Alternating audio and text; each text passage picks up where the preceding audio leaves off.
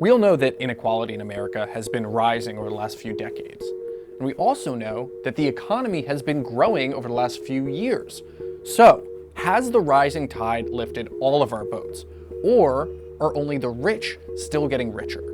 Well, when you look at the share of wealth that the 0.1%, the richest of the rich, have in the US, you see that it looks like a U, with highs back in the 20s, the era of robber barons and monopolies, and then lows in the middle of the century. Then a steady increase up to the present day. At the end of 2017, 3 billionaires, these guys, had more wealth than the entire bottom 50% of the country. Back in 2015 and 2016, one person seemed to tap into this growing unease about inequality. On the campaign trail, then candidate Donald Trump did what few Republicans running for office usually do. He talked about inequality. Well, he didn't really offer any specifics on what he would do to combat it, but Trump talked about the globalists stealing from the forgotten man. I have visited the laid-off factory workers and the communities crushed by our horrible and unfair trade deals. These are the forgotten men and women of our country, and they are forgotten, but they're not going to be forgotten long. Well, Trump's been in office now for about 2 years. 2 years with a roaring stock market and record unemployment.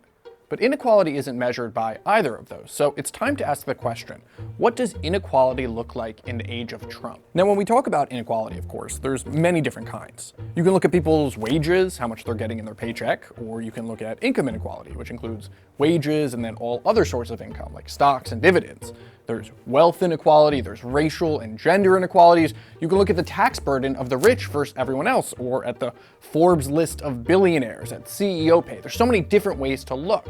Now, some of those measures, like those looking at income and wealth, those take years to come out. So we're only now just beginning to get a peek into what those numbers look like since Trump took office. But let's look at some numbers that are more recent. Wages. This is Heidi Shierholz. She's an economist who served in the Obama administration in the Department of Labor. It's gotten worse. It certainly hasn't gotten better, and it's gotten worse. So you can look at things like wage growth at different parts of the wage distribution. So how are what are the wages? What is the wage growth at the low end of the wage distribution for low wage workers? How are middle wage workers doing? How are high wage workers doing? And what we see is that high wage workers are doing much better in terms of seeing much more wage growth than, say, middle wage workers and, say, typical workers. In such a tight labor market, you'd expect strong growth for wages across the board. But that's not the case for middle class workers. Here we can see that the wage growth for the median workers since 2016 has been 2.6%, while the top 5%, it's been 4.2%.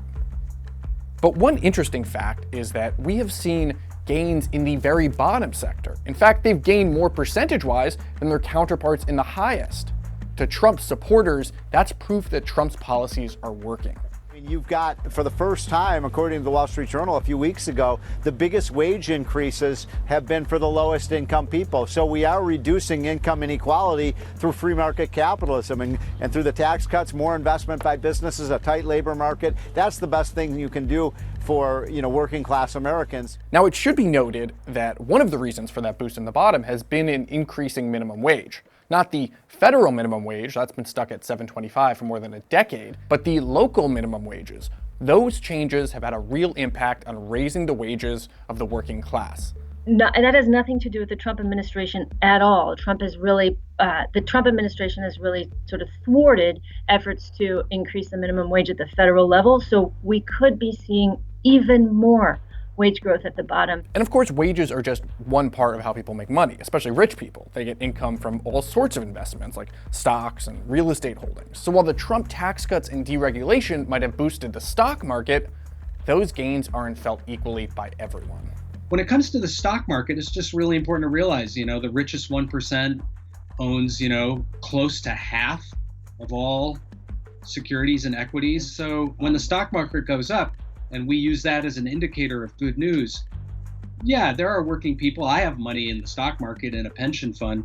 It's minuscule compared to the real winners when the stock market goes up. So as the Trump presidency rolls on, we'll get more data about income and wealth inequality. But right now, it's clear that even with a rising tide, certain boats, let's call them yachts, are rising faster than others.